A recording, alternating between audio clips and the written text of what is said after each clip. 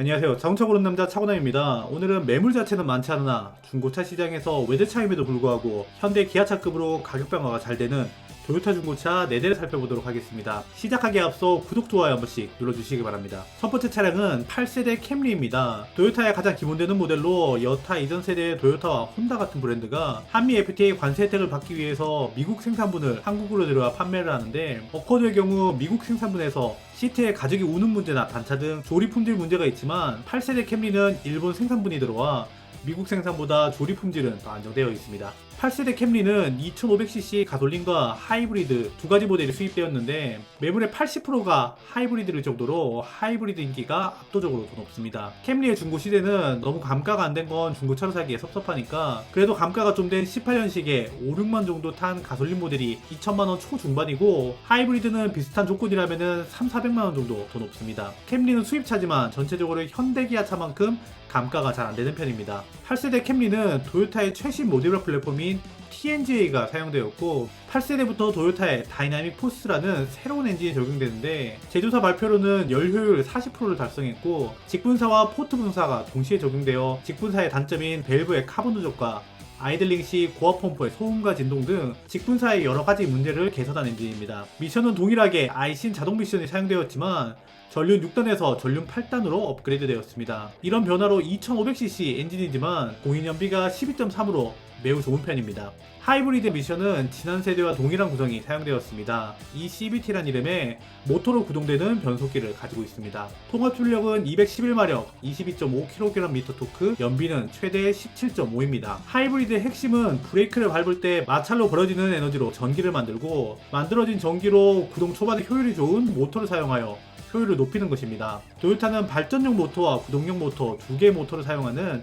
직병렬 방식과 충전과 방전이 유기적으로 이루어질 수 있는 ECVT란 이름의 기어박스를 통해서 하이브리드 차량임에도 불구하고 주행 이질감이 많이 없다는 게 장점입니다. 회생제동과 물리제동, 그리고 엔진과 모터가 적절하게 동력을 전달하는 게 우리가 생각하는 것보다 훨씬 복잡한 로직으로 움직이는데, 타 브랜드는 이러한 이유로 울컥거림이라든지 반응 속도가 느려지는 이질감이 있는데, 캠리는 이 부분에 있어서 최고 수준의 완성도를 가지고 있습니다. 옵션도 상위 트림 기준으로 어댑티브 크루즈 컨트롤이나 오토홀드, 차선 이탈 경보 등 고급 옵션이 들어갔으며 폭넓게 사용된 가죽 감싸기가 적용되어 있습니다. 디자인 호불호가 좀 있지만 완성도 높은 하이브리드 시스템과 잘 고장 안 나는 차체를 가진 도요타 8세대 캠리가 첫 번째 차량입니다. 두 번째 차량은 렉서스 ES300H 6세대 후기형입니다. 캠리와 비슷한 가격대의 프리미엄 브랜드인 렉서스를 생각하고 계신다면은 6세대 ES300H를 고려해보시기 바랍니다. 캠리와 비교해서 좀 오래되다 보니 어댑티브 크루즈 컨트롤 등 최신 옵션이 없는 것과 도요타의 모듈러 플랫폼인 TNGA가 사용되지 않는 것은 아쉽지만,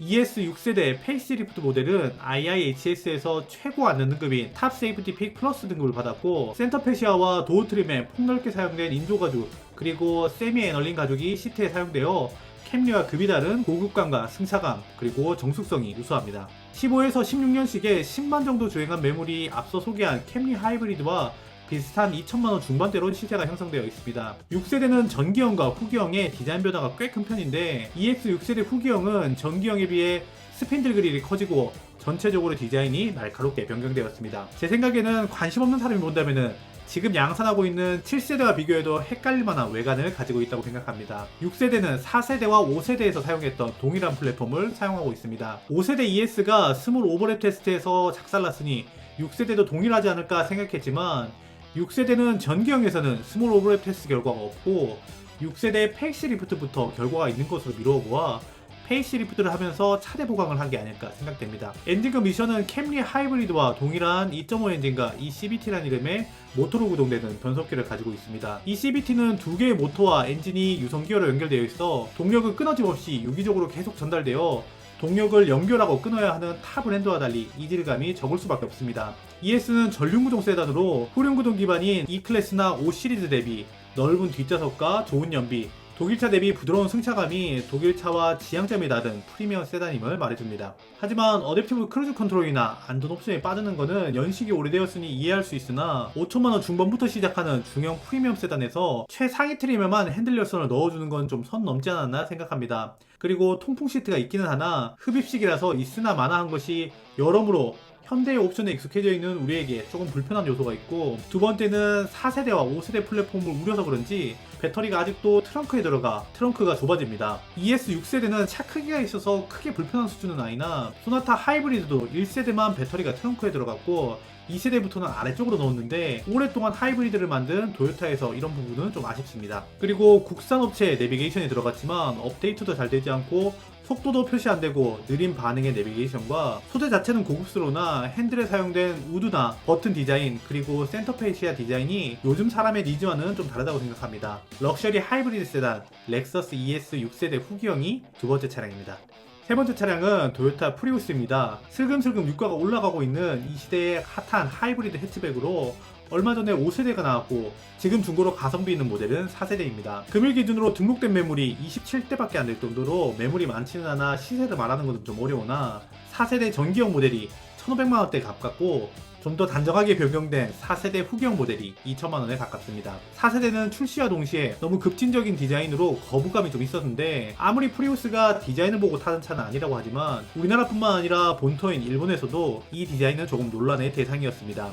후기형은 이를 감안했는지 좀 더 단정하고 정리된 모습을 하고 있습니다. 프리우스는 3세대와 동일한 1.8L 가솔린 엔진과 ECVT라고 하는 도요타의 독자적인 변속기가 그대로 사용되었습니다. 아시는 것처럼 이 방식은 도요타가 특허를 가지고 있어 도요타만 사용이 가능합니다. 4세대 프리우스는 3세대와 동일한 하이브리드 구성을 사용했지만 모터의 출력과 세팅을 조정하여 최초로 열효율 40%를 달성했습니다. 엔진과 모터의 합산 출력은 122마력, 14.5토크로 전세대와 비슷한 출력을 가지고 있습니다. 수치적으로 낮아 보일 수 있지만 초반부터 최대 토크가 나오는 전기 모터가 출발 시 지원을 해주기 때문에 일상 영역대에서는 준중형급의 거동을 보여줍니다. 한국에서 인증받은 프리우스의 연비는 무려 21.9입니다. 이듬해 출시한 아이오닉 하이브리드가 프리우스와 동일하게 열효율 40%대를 달성했고 15인치 휠 기준으로 22.4의 연비 인증을 받아 가장 연비가 좋은 차 타이틀은 금방 빼앗겼지만 프리우스의 오너들은 실연비가 공인연비 이상으로 잘 나온다고 합니다. 그리고 4세대로 넘으면서 캠리와 동일하게 도요타의 모듈러 플랫폼인 TNGA가 사용되었습니다. 모듈러 플랫폼은 결국 제작 단가를 낮추기 위해서 제조사마다 도입하는 방식이긴 하나 그래도 최신 플랫폼이다 보니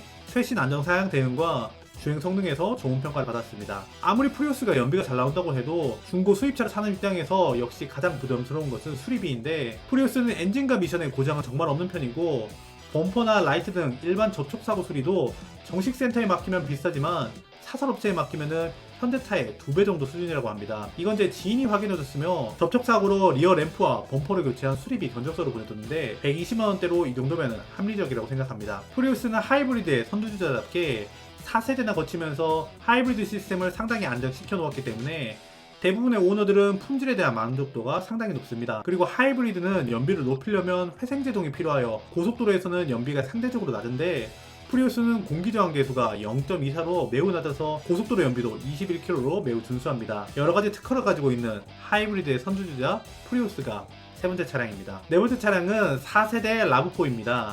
세계에서 가장 잘 팔리는 컴팩트 SUV 중에 하나로 엔카에서도 인기순으로 차종을 나열해주는데 캠리 프리우스에 이어 세 번째로 매물이 많은 차량이라서 인기가 있는 편입니다. 라브4는 다이나믹 포스 엔진 이전에 가장 폭넓게 사용된 직렬 4기통 2500cc AR 엔진과 알신제 6단 자동 변속기가 적용되어 있어 크게 나무랄 곳이 없으며 전장이 4.6m로 당시 준중형 SUV 중에는 가장 큰 크기와 IIHS의 스몰 오버랩 항목이 생겼을 때는 여타 브랜드처럼 대응을 하지 못했지만 도요타가 빠르게 개선을 하여 14년 11월 생산분부터 보강을 통해서 스몰 오버랩 테스트에서 9등급을 받았습니다. 15년 기준으로 컴팩트 SUV 중에는 현대 투싼과 혼다 CR-V 그리고 라브4가 가장 가혹한 안전도 테스트인 스몰 오버랩을 대응하여 국내에서도 라브4의 마케팅 포인트로 사용될 만큼 도요타의 안전에 대한 자부심이 있었습니다. 하지만 문제는 여기서부터입니다. 왼쪽이 한국 사양이고 오른쪽이 미국 사양인데 혹시 여러분 차이가 보이시나요? 오른쪽에만 추가 구조물이 달려있고 왼쪽에는 범퍼빔에 구조물이 없습니다. 그리고 미국 사양에도 스몰 오버랩 테스트를 진행하는 운전석 앞쪽 범퍼빔에만 추가 구조물이 있고 조수석 앞쪽에는 구조물이 부착되어 있지 않습니다. 이런 꼼수 때문에 IIHS는 조수석에도 스몰 오버랩 테스트가 진행되었고 투싼과 대조적으로 라브4는 조수석 스몰 오버랩 테스트에서 다시 푸어 등급을 받았습니다. 한국에 수입되는 사양의 범퍼빔에는 아무것도 없으니 사실 미국과 같은 수준의 안전사양으로 보기 어렵고 한국의 라브4 오너들이 소송을 진행하자 도요타는 구매자들 대상으로 배상이 진행되어 사실상 안전사양에 차이가 있음을 인정했습니다. 2016년 3월에 페이스리프트 모델을 출시하였고 하이브리드 모델도 추가되었습니다.